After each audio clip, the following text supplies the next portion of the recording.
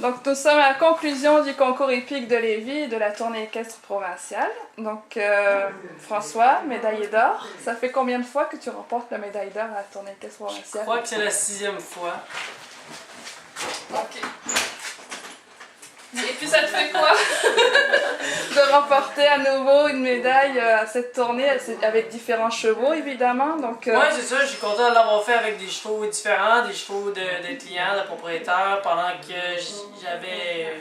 Cette année, j'avais des nouveaux chevaux, des jeunes chevaux que je devais former, donc au moins ça m'a permis de garder ce niveau-là, de pouvoir monter les chevaux des autres. La lutte entre David et Bianca, on l'a vécu.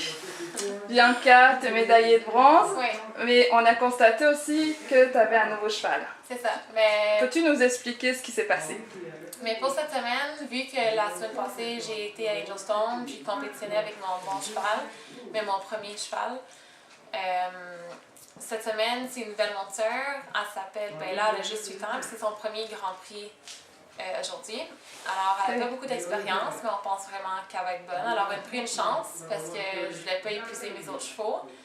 Puis, je trouve quand même, tu sais, elle a bien performé. Juste une pole dans la dernière ligne aujourd'hui. Je suis vraiment fière d'elle. Puis, c'est sûr que je l'ai deuxième, mais je suis contente pour David. Troisième. Je pense que Bianca m'a pas pris au sérieux. Moi, j'ai amené mes meilleurs chevaux. Je me suis donné à 100%.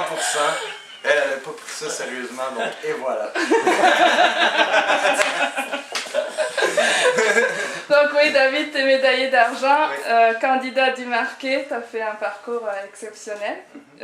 Comment t'analyses finalement toute ta performance d'aujourd'hui? C'était Et bien. le parcours aussi, parce qu'il y avait quand même des difficultés, Ouais. en particulier sur la combinaison double, il y a eu beaucoup de personnes qui ont la difficulté. Est-ce que tu peux nous analyser finalement ce parcours? T'avais, en rentrant dans la combinaison, tu avais un choix de 6 ou 7 foulées. J'ai choisi de faire 7 un petit peu à l'extérieur, donc je pense que ça a aidé un peu pour B de la combinaison.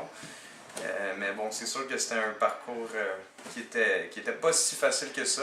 Et le fait qu'on soit juste 2 ou 3, parce qu'il y en a un troisième en fait qui a fait le barrage un petit peu plus tôt, mais qu'on soit juste 2 dans le barrage, ça m'a permis de ne pas être obligé de donner le tout pour le tout dans le barrage. Donc ça m'a sûrement avantagé d'une certaine façon. Ben écoute, c'est ainsi que la saison se clôture au Québec, mais ça ne se termine pas pour vous. Alors David, qu'est-ce qui s'en vient dans les prochaines semaines pour toi?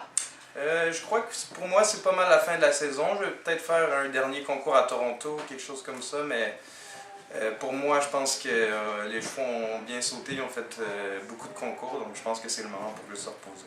Bianca, qu'est-ce qui s'en Là, vient? j'ai 2 semaines à la maison en entraînement et je retourne à Toronto à Tournament et à Angelstone pour faire la finale du Talent Squad.